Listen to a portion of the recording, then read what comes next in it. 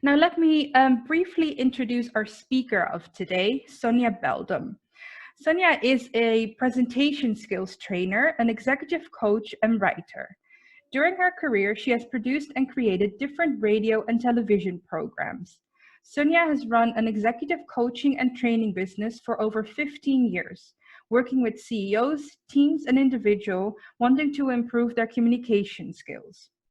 She regularly runs courses in brand building, presentation training, personal confidence, and creative ideas.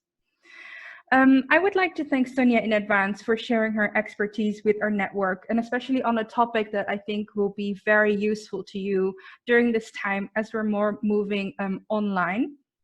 In a moment, I will hand over to her. During her presentation, there's a possibility to ask her questions or share any comments you may have. There will also be time for questions at the end of the webinar. You can choose to write your question or comment in the chat box, or you can raise your hand. There's a little option for that on your name. And then I can unmute you for a moment and you can speak and ask your question out loud. But I will now hand over to Sonia to start the webinar.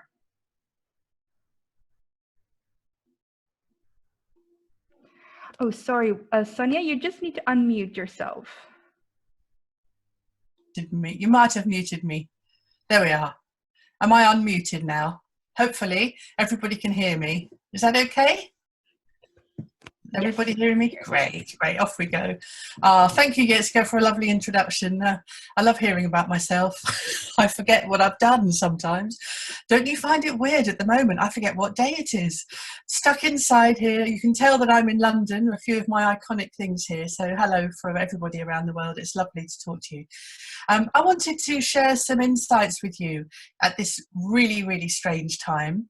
And these things work brilliantly on camera, actually, because how you build your brand in this weird time is so crucial at the moment, as we're not really able to go out and meet customers or clients. It's about how we come across online, how we look, how we sound, the feel that we give people. So I'm just going to give you an overview of what I think could be useful. And for my part, the difference between a brand and a business is that the business very much is a now thing. It's a service, a product, an item you might be selling, whereas the brand is the whole ethos of what you are and what you do, and it's very much long term.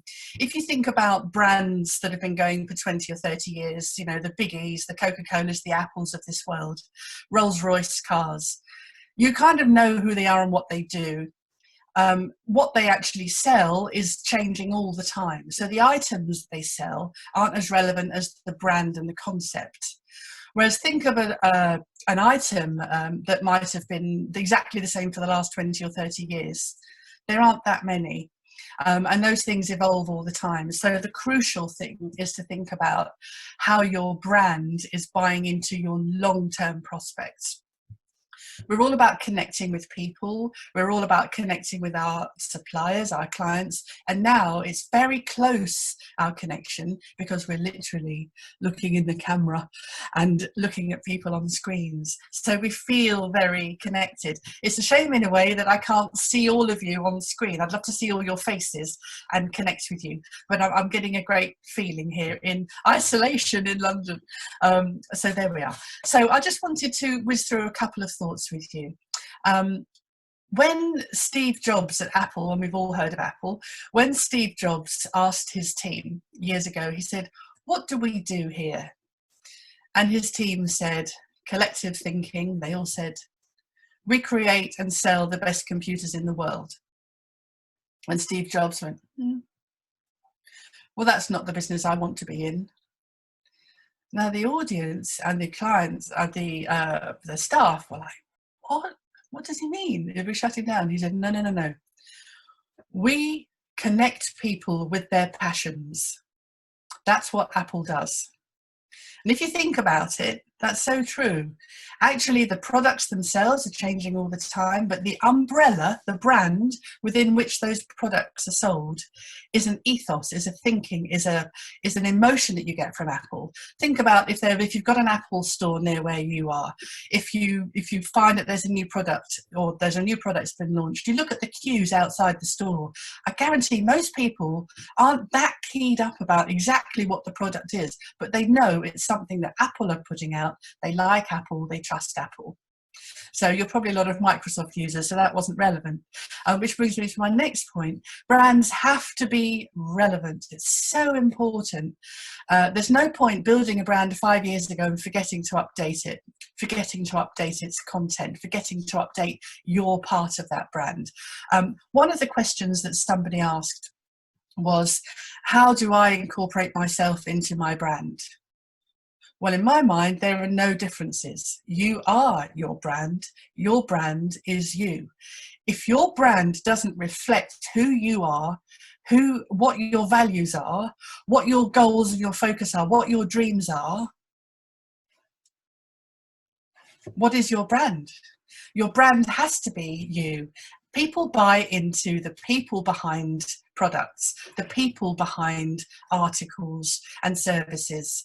We don't want to go on any old airline. We in the UK have been using, although it's about to probably go under, Virgin Atlantic, because we know the man behind it. We trust him. Ish. And then we know also the man behind EasyJet, and we think, okay, he very much plays into his brand. He's very friendly, easygoing, cheap and cheerful, and so he is also the brand of that company. So it's really crucial. I don't think there's a difference between the two things. Brand and person should all be together. So just quickly looking at I don't know if you can see the PowerPoint on screen. I'm just clicking it and wanting to whiz through it. Oh, hello. Gone a bit too fast there. Oh, what's happened? It's gone right to the end. So if Jetska might be able to look at the PowerPoint and work it for me. We're just going to see that the things we want to come out with at the end are, we learn how to create an authentic and value-based mission statement. What you say about yourself and your company is really crucial. Imagine you're at a networking meeting and there might be 5 different people on screen all pitching for the same business. How do you stand out above the rest? We'll understand the importance of researching your audience, finding out what they want, finding out what they need. I keep saying audience, it's because I come from a TV background. Let's say clients and customers. Then the bit that I love the most is helping you think, okay, how do I come across? If I'm on camera, how do I actually come across as a person? And that comes in lots of rules of 3: visual, auditory, and emotional. So we want to make sure that we hit those 3 beats. So I'll be giving you some tips and tricks about how to present yourself, how to speak, different ways of communicating that might help you when you're online. And then also we'll be looking at how to create your unique strapline, your mission statement, as it were, your brand business. So they're the 4 things that we're going to kick off with. And I'm starting with a slide. Maybe again Jessica can pick it up for me. I'm not able to. Oh, I am. Aha, here we go. Oh, there we are. Getting a bit trigger happy with my finger. So I always think of branding. A brand is about building reputation and nurturing dreams. BRAND. Building reputation and nurturing dreams. If your dreams and passions don't come off and don't come over when you put your brand together, your customers and clients won't feel the same passion that you do. Building reputation, you can't do it immediately. This is why brands are longer term processes. This is your business long term, sustaining your business. Build your reputation. That takes time and effort, and sometimes it takes money. It takes a lot of research. So brand is not about getting a nice logo, a strapline and a website and off you go. Branding is all about how to create almost a world around your product and your service that moves into the future, something that people can trust. So it's brand, build reputation, and nurture dreams. Also gives me a chance to put a rainbow on there, which I like. So then moving on, so the next thing we're going to talk about, by the way, if you do have questions, because I'm staring straight at the camera, I'm not looking at all the questions as we go through. Yetska will help me if there's something you particularly want to ask. Probably at the end of every section, we're doing 4 blocks here. At the end of the block, I can do a quick Q&A with you, and then at the very end of the whole this webinar, me talking and chatting, I'll be quiet, and then it's your turn to ask questions. So forgive me if I don't respond to every question as it comes up. Again, you don't want to see my eyes going all over the place trying to find web chat, research, talk, camera. Again, really key, if you're online, you look into the camera as much as you can, because it's very distracting. As soon as you look away, it gives your audience the chance to look away. So we'll come to that in a minute. So the first thing, aiming for your goal and scoring. Now, I hate football. I hate it with a passion, but I can understand how valuable it is to people, how important it is to practice, to strategize, to aim for your goal and score that goal and get the applause and the roar of the crowd. So I'm using a football analogy to think about how to build your brand. Aim for your goal and score. So I think this, if you have a bit of paper and a pen, does everybody have sort of paper and pen that they can just write things down? I think it's important. Get yourself a bit of paper or an iPad or whatever you have to write things with, and let's have a look at how you strategize your goals. In my mind, you should always be thinking, again, in the rule of 3. 3 goal focuses. What you're going to do tomorrow, what will you be doing over the next month, and then what do you hope to achieve over the next year. But I'm also going to add a 4th one in there, and I want you to think about what your goal is for the end of this webinar. What goals do you have for it? And think, okay, I'm thinking very much in the moment for the next 40 minutes or so, what I might want for tomorrow, what I might want for a month's time, and what I might want for a year's time. So write those things down. You're noting down. Good. Thank you, Amara Koji. Noting things down. This is what I like. Now, there's a skill to this, because some people, when I'm doing coaching, quite often they say, I want to make more money. I think that's a great goal. However, it's not very specific, because you might make $50 more tomorrow than you did today. That's technically making more money. It's not a bigger picture making more money. I'm assuming most people think make me richer. So be very specific. So if you want a goal for, say, next month, say, my goal is to look forward to finding a new tip or strategy to increase my customer base by 2%. Or I want to see that I've got 4 more bits of positive feedback from my customers so that I can feed into their needs for my next 6 months business plan. Make it quite specific, because these really big goals, like I want to be bigger, I want to be richer, I want my business to grow, yes, they're fine, they're wishes, it's all a little bit airy-fairy. So make it quite specific. So maybe have a note down of a couple of things. Let's see, have I got any here? Let's have a look here.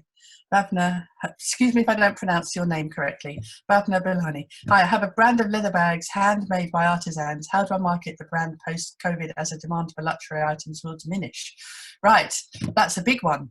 How do we look at that as a goal focus? Bhavna. So you might want to think of that as next week's goal focus thinking. How do I research? I will put into place a new questionnaire for all my clients to ask them how relevant my brand is in the current situation. That could be an interesting way of looking at your goal for the next month and your brand. How do I market the brand post-COVID as the demand for luxury items will diminish?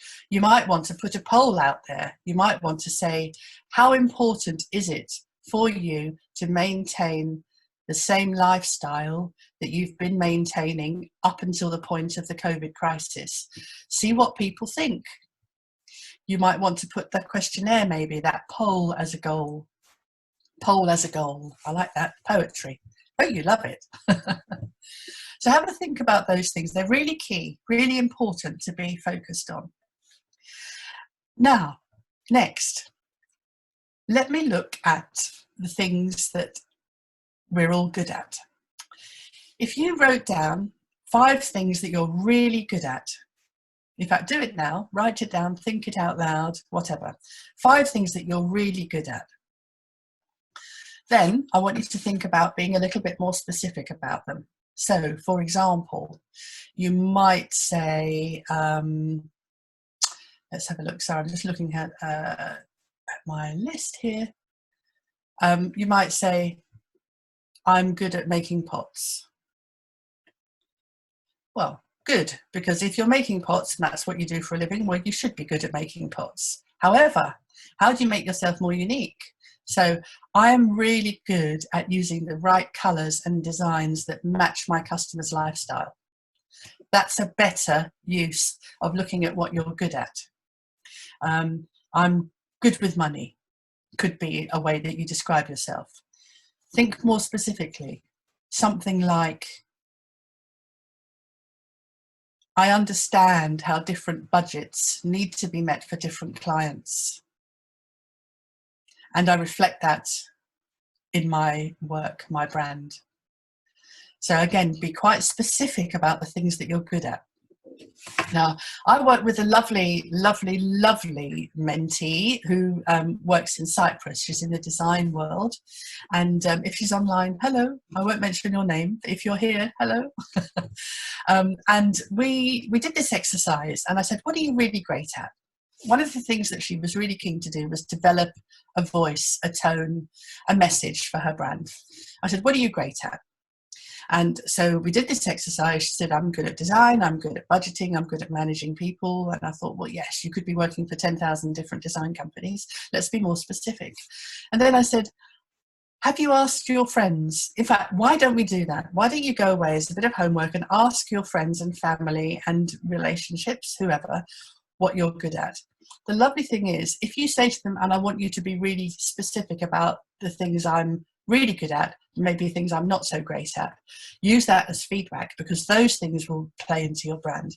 And also, the wonderful thing about asking other people about you is that they tell you the most fantastic things that you didn't realize you were good at. They tell you things like, you maintain great eye contact and you're always smiling and you make people feel very welcome.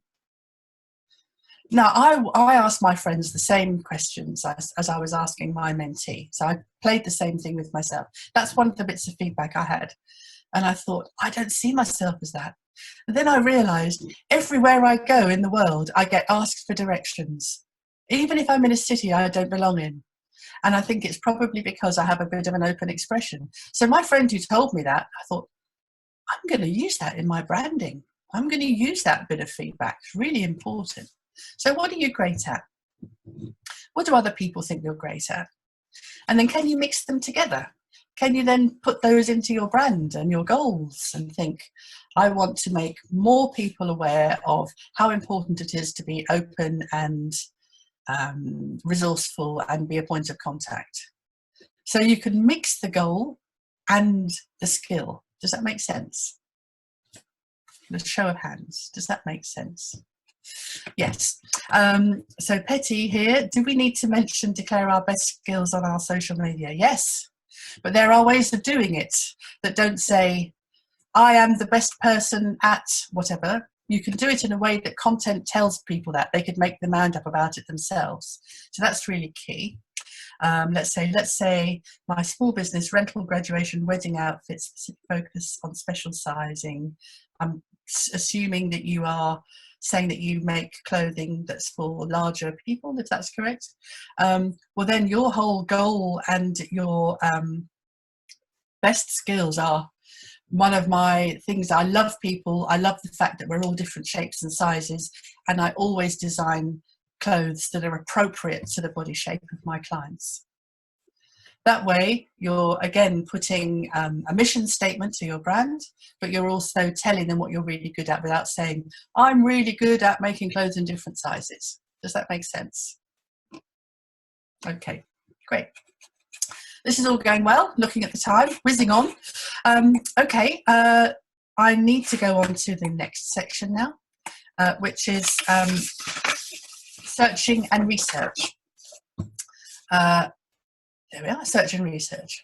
So very, very important. To build a brand, you need to know what people think of you. No point sitting in your room and doing what you think is right if your customers don't agree, or if your customers or your clients need something else. Research is really key. So again, I always encourage people, write this down, draw an eye, an ear, and a heart on a bit of paper somewhere, stick it on the wall, stick it on your computer, and think, am I appealing to everybody? Am I saying things that will make it relevant to vision, to hearing, and to feeling? What do people see in your brand? What do they see? It's really important to look at that. What does your brand say online? Do you have a great website? You don't have to have a very, very, very posh, fancy website. You can have a very simple website that hopefully has a picture of your lovely face on it, encouraging people to realize there's a person behind this brand. But also that it shows in the colors that you use, in the design that you use, that this reflects your brand. There's no point if you make beautiful bespoke flowers for parties, for younger girls' parties. If you have a black and white website that's very corporate and very posh and very businesslike, that doesn't reflect the brand that you're selling. So what do they see that's relevant? Important, very important. Then I say, what do people hear in your brand? Now, obviously, if you have a YouTube channel or an Instagram account, you can be posting videos that help tell people what your brand is up to, how you're evolving, what you're doing. That's really important. And your voice is technically very important. How you speak, how you come across. We'll go on to a lot of that in a minute. But when I say what do they hear, what are the messages that people are actually telling themselves when they see or click onto your brand? Oh yes, I like that brand because they're always the ones that make me feel happy at the end, or I love the colours. Almost you're imagining what people might be saying as well as them hearing your actual voice. So think of it in a slightly bigger picture. And then the emotion of your brand. Thinking back to Apple. Apple makes people feel happy. It makes me feel happy anyway. I'm using my own example because I know that if I buy an Apple product, it will work with everything else I have. The chances are my best friends, who I love dearly, have also got Apple iPhones. I know that that will connect us up together. I can trust the brand. And so there's that feeling of emotion and trust there. So very, very key. So if your brand should hit an emotional peak with your clients. They should know exactly, you should know what you want them to feel about it. Again, ask your friends, your family, people you trust, what your brand says, what they think your brand is saying, and what they think your brand makes people feel like. Because really, in the end, it's kind of not about you all the time. It's about your customers and your clients and what they're getting from you. So put yourselves in their shoes, ask your friends, get some feedback. It's really key. Okay, let's have a quick look. Let's have a look here. Do we need to declare our best skills on social media? Yes, I've spoken about that. And to rethink about how my brand message can relate and resonate better to my audience. Absolutely, Andy. There is a big discussion there, and that's to please let's go on LinkedIn and have a talk about that afterwards, because that's a really good one and we can get a lot discussed about that. Really interesting point there. Okay, so how do your audience find you? I am assuming you have a website. If you don't, get one. Even if it's a holding page with a picture and a message on it, that's all you need. Do we all have websites out of interest? I'm presuming that we all do. It's your most important thing. It's people might have heard of you and they go straight onto Google, whichever search engine you use, put it in and have a look at you. Now, in television, I will give you an insight into my other job. In television, the amount of time most people invest in looking at a new program or a trailer or an idea on screen before they click off is half a second. That's a very quick time, half a second. It takes you less than half a second to click the remote and go somewhere else. Now, with one of these, it's a quarter of a second. You can click, click, click, click, click, click, click, click. You can do 12 clicks on websites pretty much within a second. You can do it really, really quickly. So your website needs to really pop out and excite people. So think about your clickability. You need a website. I would always say to people, if they need a new website or they're thinking of something very simple, Squarespace is fantastic. I'm not one of their ambassadors, by the way. I just love the way they operate. They're very smooth, they're very easy. So where do people see you? And the other thing is you need to think very carefully about your social media. If you're providing, for example, I was working with a client who was a funeral service.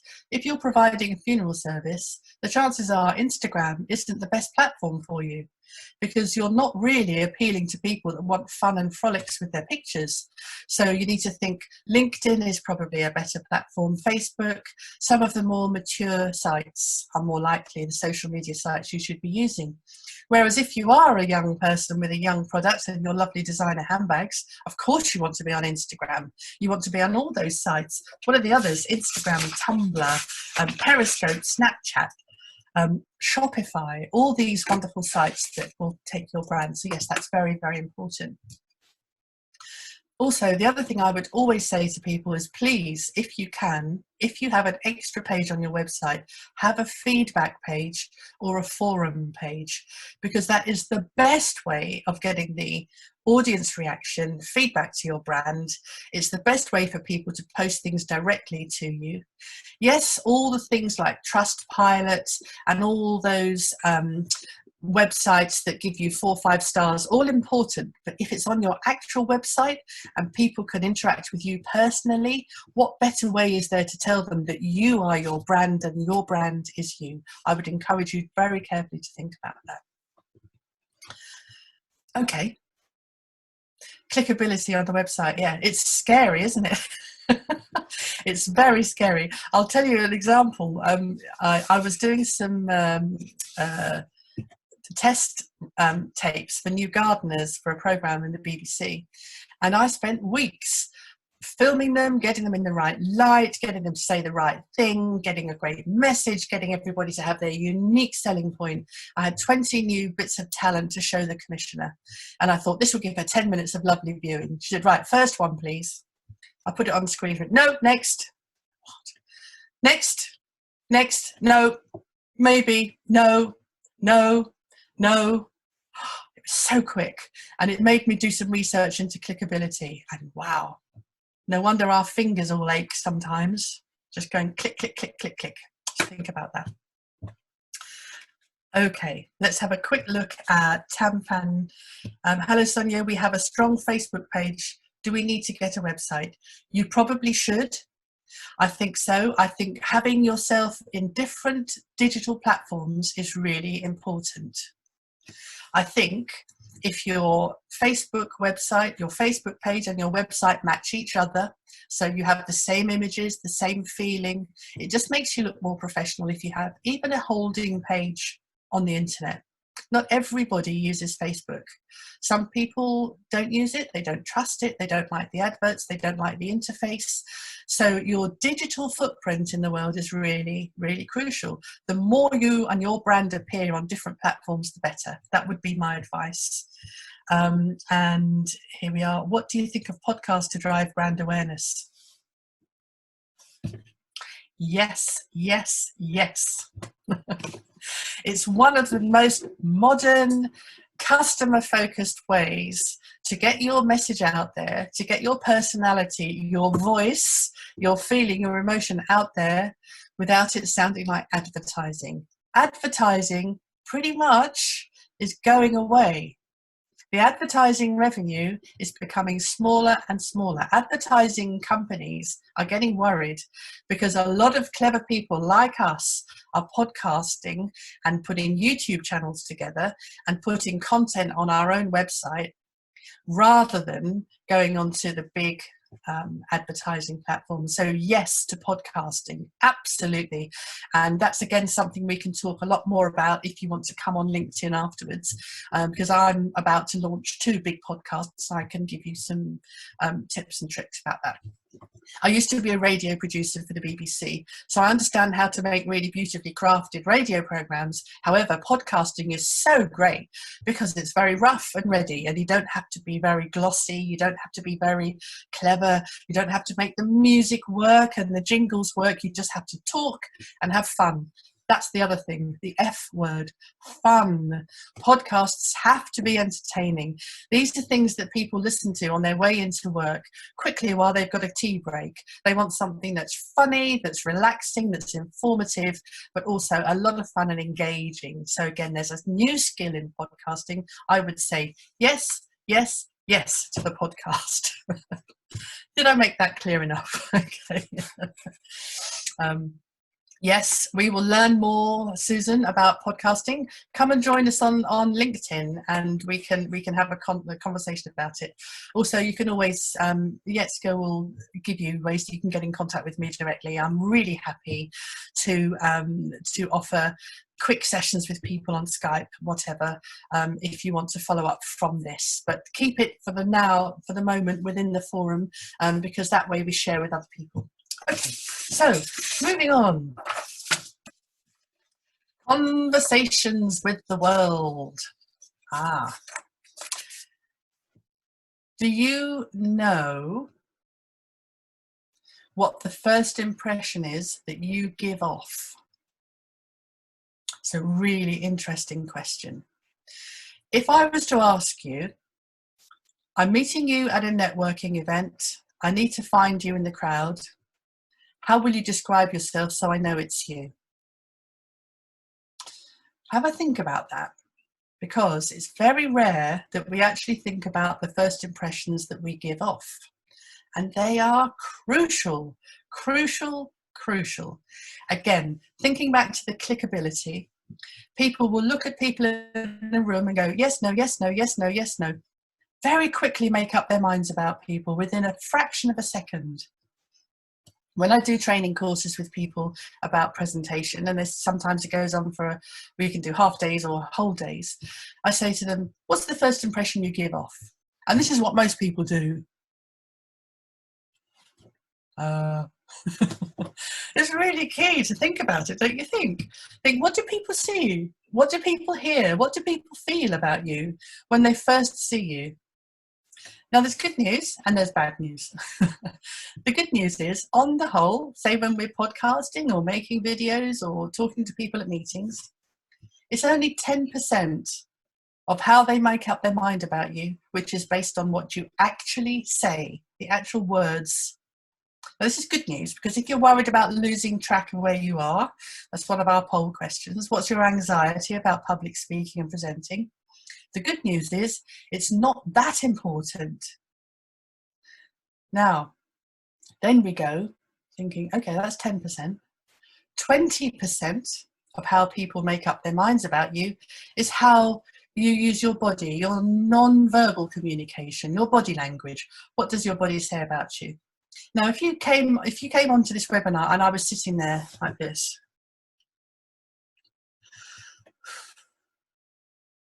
Now that's exaggerated, but that's not a person you want to go and watch, is it, for the next hour?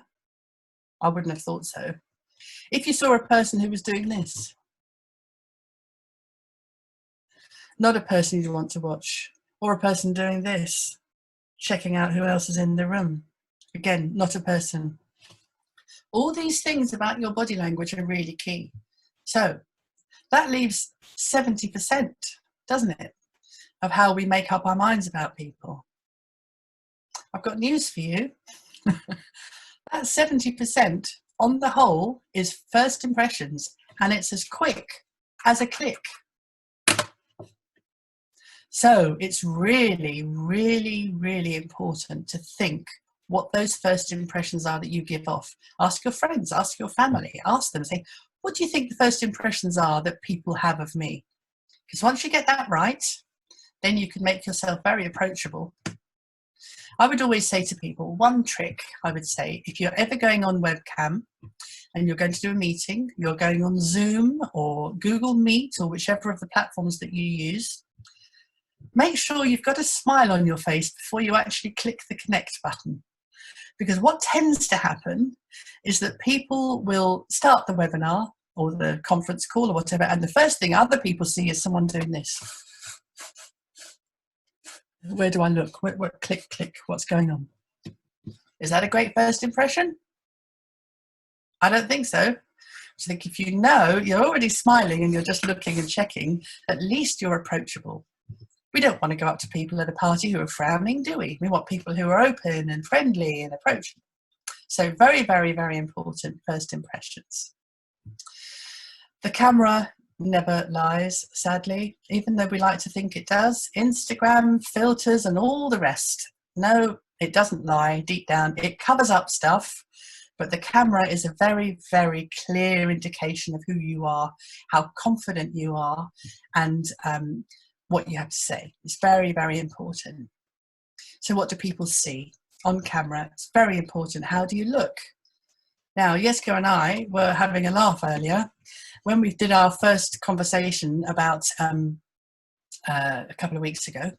I had my COVID-19 haircut, long shaggy hair, no makeup, looking awful, looking like I do normally in the day when I'm faffing around my house trying to do work from home. And then I thought, do you know what? That's not very respectful. I'm certainly not coming onto the webinar looking like I would like if I just got out of bed.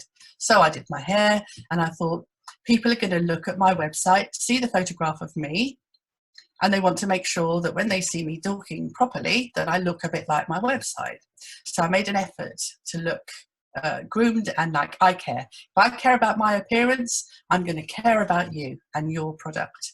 I'm going to make sure that my appearance is professional and reflects what I do, and also it then makes you feel confident that I've got the right skills to give you what you need as the audience.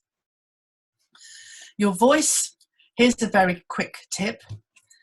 When you practice, go on an iPhone, practice with a camera, have a go, make a little video, speak at double the volume and half the speed. That way, your voice will go up a little bit because you'll never do double, and the half speed will be giving you time to think. It will give other people time to write questions and ask you things. It gives you a lovely way to breathe. It's very important.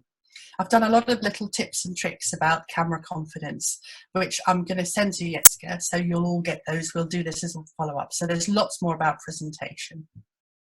Okay.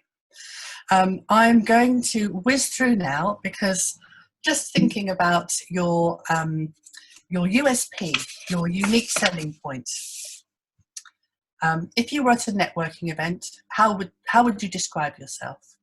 Now, I would always say to people, make sure, if you can, to get your one sentence, your two sentences if you need to. How do you describe yourself? Now, here's the thing. Most people tell you what they've done. Well, I did that for 2 years, I did that for another year, and I did this. I started my business 5 years ago, and we've been doing this and da da da da da. I am now falling asleep, and I don't care about what you've done. I want to know what you're doing and what you're doing next.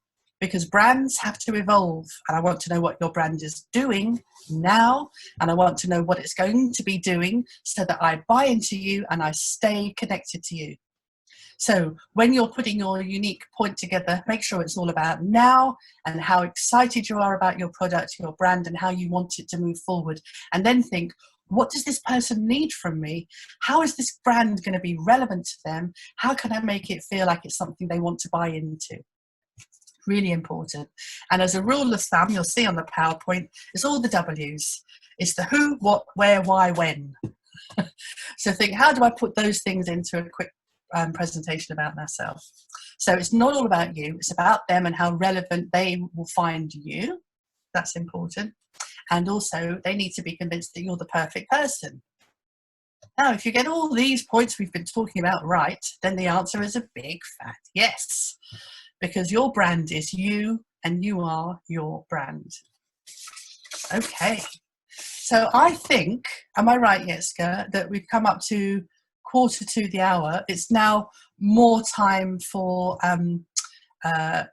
Q&A. Is that right? Do you think that's about the right time now? People want to ask a few more questions. Would that be useful for people? Or if there's anything that I've touched upon and I haven't gone into in much detail, then I'm very happy to expand. So you tell me what's best for you. Thank you so much, Sonia. And I think there are a few nice questions in the chat box already. And Okay. Zoe Marie has actually asked, what is your elevator pitch, Sonia? Oh, my elevator Maybe pitch. You can share that with us. Yes, I can. I'll go to a networking meeting and I'll say, you know how most people feel really nervous and worried about going on camera and talking about themselves? Well, I'm the person that can help you over all of those skills, and I'm the person that can help you feel wonderful and comfortable on screen. So that's one of my pitches. The other one is if I'm going into a TV networking meeting, and I come up with lots of ideas for TV programs.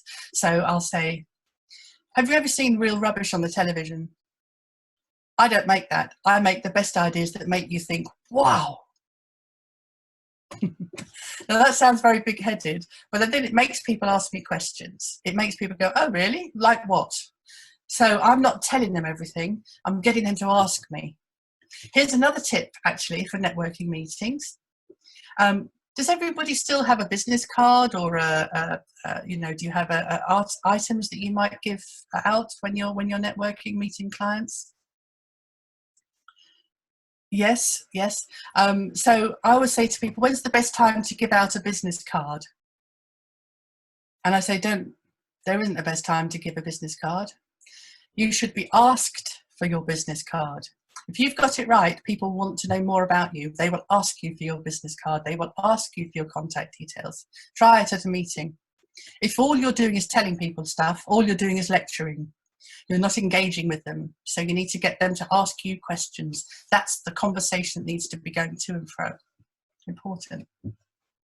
Okay, I have a business card and use my magazine as contact details. Yes, that's great. Again, I would say to people, I would say to you, do people ask you where they can buy your magazine? Is it online? That's Kia. Yes, of course, that's useful. But business cards, I think, are useful. I've got lots of them.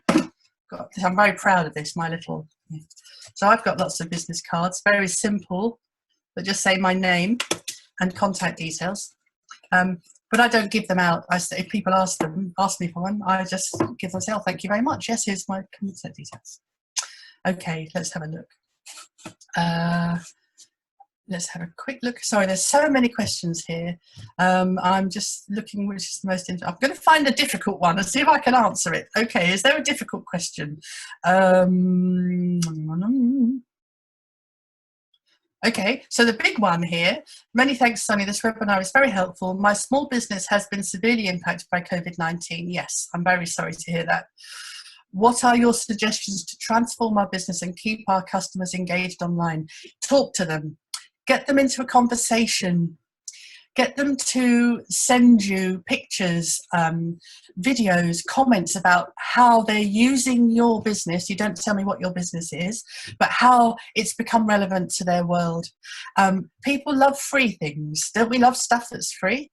The best companies are those that send out stickers, reminders, little thank you notes, all these things that encourage the customers to keep conversation forwards and backwards. So I would say, to keep yourself relevant, keep the conversation going.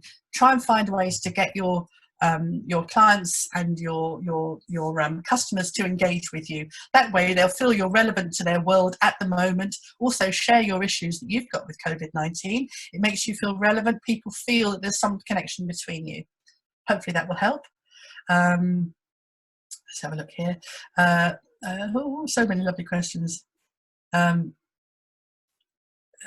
Brand building is seen to be successful if you have the social media liking and following. This is most difficult for me, but interaction via email and live events is the opposite. What do I do?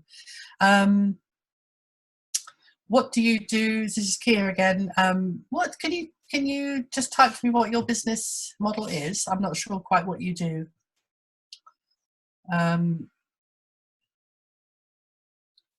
Is it social media that you find difficult here, or the big things that you find difficult? Obviously, not everybody can use social media. It depends on, you don't have to use 10 things. You might just find the one platform that works for you. I have a client who's who can't see, who's blind, and uses Instagram, and only ever posts videos on Instagram where he can talk. Although he can't see anything back, he finds it a really useful way. He tells people what he's doing. He gets reactions back from people. It's a great way for him to build his business. Okay, let's have another look.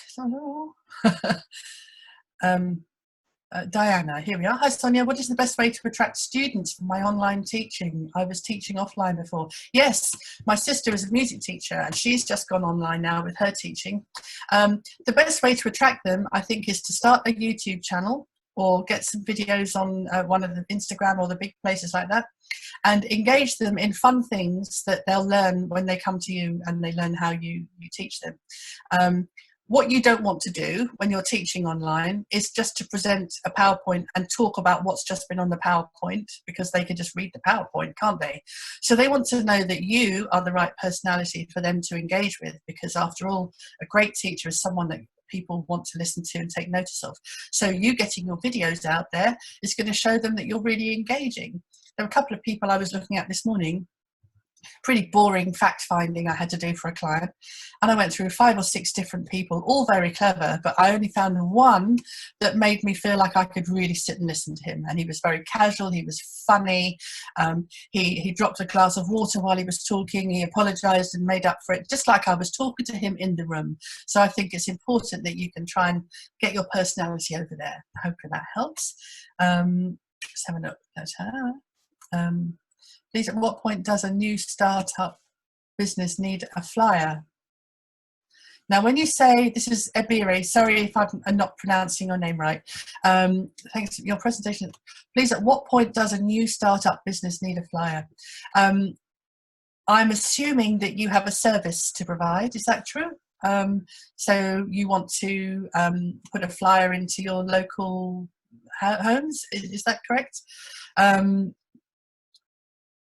Flyers, of course, at the moment are a bit tricky, aren't they? Because you're not really able to walk up to people's front doors and post things through their letterboxes. So I would say make your flyer online. Turn your flyer into a beautiful one-page holding page on a website and do it that way. And then when you go on Facebook and LinkedIn and Twitter, make sure that all your posts all have your business website in there in the hashtag, or that you have a link there. I think that's the way to do it. I think flyers at the moment are a tricky one. Let's have another look. Oh, we're coming to the end now. Oh no, we've got 7 minutes. Here we are. Let's head to Nasli. Do you have specific suggestions for consultants and how they promote online services? Yes, I do. Consultants are people who are one-to-one, aren't they? So these are people that go into businesses that provide a very specific expertise, your friend will be your video. So I think and also it's not the easiest thing to do. I'll start by making this very clear. But if you can find a way to make your video irresistibly shareable, then let everybody else do the work for you. If you have a consultancy that tackles a particular subject, then you can talk about it, maybe give somebody a fantastic sort of jaw-dropping fact that they might want to share with other people, or show them something in the video that's really valuable they might not get anywhere else, that's purely from you, that's your unique insight. If you can find clever ways to make people share your content, you've got all the work done. Everybody else does it for you. I used to be very much of the mind, I would tell people why my services were valuable to them. And I'd say, I can do this, and I can sort this, and I can da-da-da. And then I thought, you know what?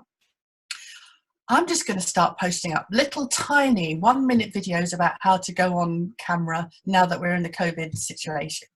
And I'm going to let everybody else do the work for me.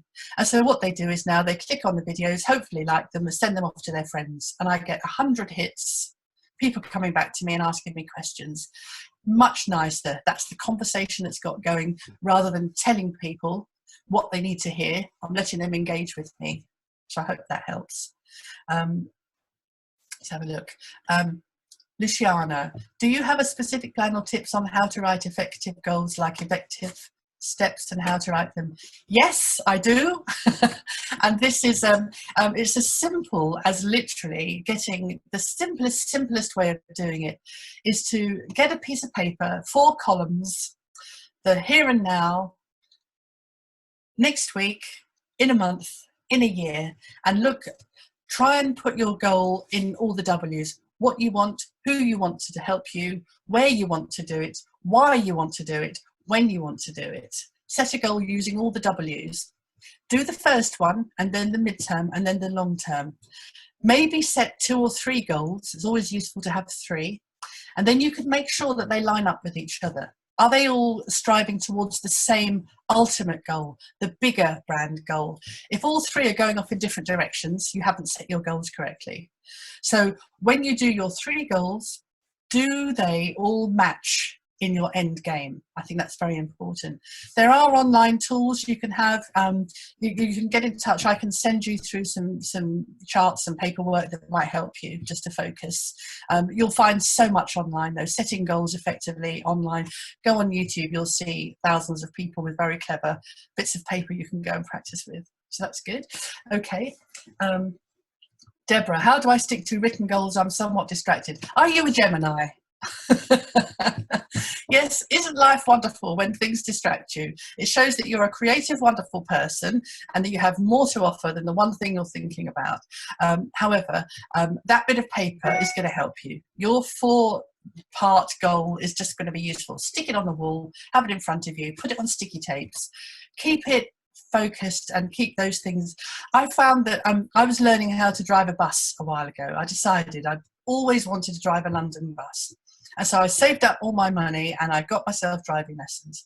And the theory exam was impossible, absolutely impossible. So I set myself a goal. I set myself a goal for today's lesson, in a week's time, in a month's time, and in a year's time. And I put little sticky post-its all over the house in yellow that were my this week goals, and I kept reminding myself. I had pink post-its for my month goals. I had one in my bathroom, my bedroom, and I knew that was something I had to focus on for a month's time. So you might find that sticky pads, bits of, what do they call them? These, whatever they're called. I've forgotten. So they're going to be your friend. So again, if you don't mind your house littered up with post-its, then I would recommend that. Thank you, Aura. That's very nice. I'm glad you've taken use for it. Thank you for Luciana. Deborah, how do I maintain customer base and retain revenue? Big question. It's, again, the most important thing is that you want to know what your customers are going through and you want to share with them what you're going through and what their needs are. That's a very, very big question. I think you might find a real business expert with financial expertise would be your friend. And I think through the Sherry Blair Foundation, I think you could probably find that person. I'm much more about presenting yourself and your thoughts and your visions. So I still think conversation is key. Okay. Andy, thank you. Your written and as well as spoken presentations are incredibly simple and easy to understand. Good. That's what I'm hoping, because again, knowing that there are people from different parts of the world who might not have the same command of English that I do, I want to make things easy and simple to understand. I did one last thing, if I can find it here on my desk. Yes. So this is you and your brand. Can you read that? You are unique. U-N-I-Q-U-E. You and your brand are unique. Now, if you can find words for each of those letters, you'll remind yourself how unique you are. These are the ones that I came up with about 2 minutes ago. So, I said, my brand and myself is useful. I hope that's true. I hope I have things I can give people advice for. New, I'm always doing new things and trying new things, like my videos for COVID-19 coping with. Interest, I'm hoping that people find interest in the things I say. I'm on a quest to learn new things all the time and to update my brand.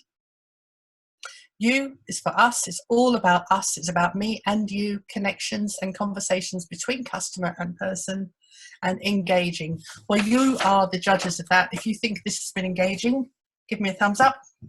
If you didn't think it was engaging, you'd have switched off and you're not here anymore. So I really hope, thank you for the thumbs up. Got to go. Thank you so much for engaging. I've had a fantastic hour. It's been really interesting for me doing this webinar rather than having people in the room like I normally do. So any feedback, gratefully accepted. And as Jessica said, I'll be on LinkedIn with you now, so we can extend the conversations. Lots of thumbs up. Thank you very much, everybody. We can extend the conversation and answer a few more questions. Thank you so much, Sonia, for this amazing webinar, which I think we've all learned so much from. As Sonia was saying, she will be now in our LinkedIn group. So if you're a member of that group, you can go there and ask her some more questions. So we've set up this LinkedIn group for all our current and previous mentors and mentees to ask questions, to participate in discussions, and to access the materials that we have developed and are will be developing, especially during this COVID crisis. It will replace our forum, which some of our previous mentees and mentors may have accessed before, but you will still be able to access our online library, which has many useful resources. If you aren't part of the LinkedIn group yet, and you can find it by searching for Sherry Blair Foundation for Women Mentoring Women in Business Network, you can request access to it, and then we will add you to the group. You should have received some emails about it before, so hopefully you can share. You can ask for access to the group, and the link was also shared in the chat box. If you have any issues accessing the LinkedIn group, you can always send an email to mentoringintakes@sherryblairfoundation.org. So if you have any further questions, you can join us in the LinkedIn group, or you can send an email and then I will share your question with Sonia, who hopefully will have some time to answer them. Thank you for the thumbs up, Sonia. So the recording of this webinar will be shared soon, so you can always refer back to it. I will also send you an evaluation for this webinar, as we're always looking to improve our webinar series, especially now when we know how important it is to provide our network with extra resources. So it would be great if you can fill it in so that we can really tailor it to what our network needs. So have a great rest of your day, everyone. And thanks again, Sonia, for this great webinar. My pleasure. It was great fun. Bye, everyone.